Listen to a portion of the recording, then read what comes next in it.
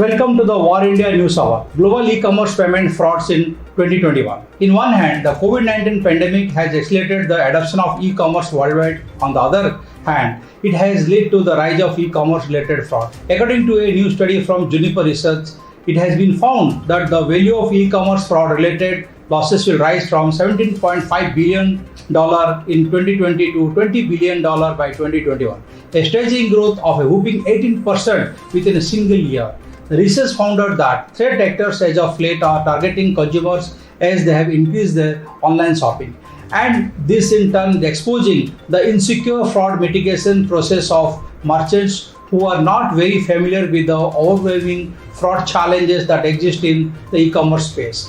Increased security can easily lead to increased friction for consumers when it comes to payments. The new research found out that while merchants are inclined towards reducing e-com fraud risk from their current levels, they are hesitant to introduce extra friction in the checkout process. Juniper Research found out that one way to address this would be to include clear messaging about security checks to consumers and to use automated behavioral analytics which leverages AI to preserve the user experience aka UX. The research highlighted that merchants should need to make sure the extra layer of security checks are well justified to the user. Only then they can usually prevent higher cart abandonment rates while making sure they are lowering fraud risk at the same time.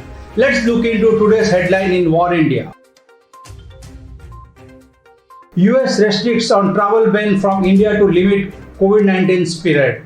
US President Joe Biden on Friday imposed new travel restrictions on India in light of the COVID-19 pandemic, barring most US citizens from entering the United States. The new restrictions, which take effect on Tuesday, May 4th, are on the advice of the US Centers for Disease Control and Prevention, that is called CDC, and were imposed because the magnitude and scope of the COVID-19 pandemic in India was surging as per the White House.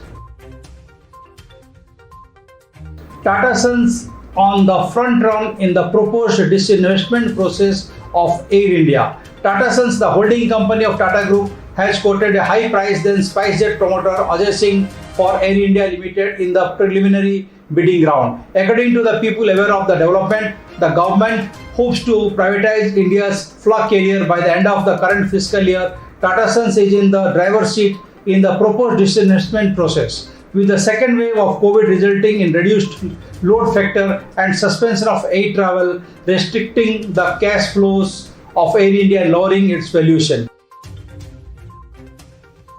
Google saved $1 billion in 2020 as employee reported work from home. Work from home became the new normal, and most of the technology companies had adapted to this new system.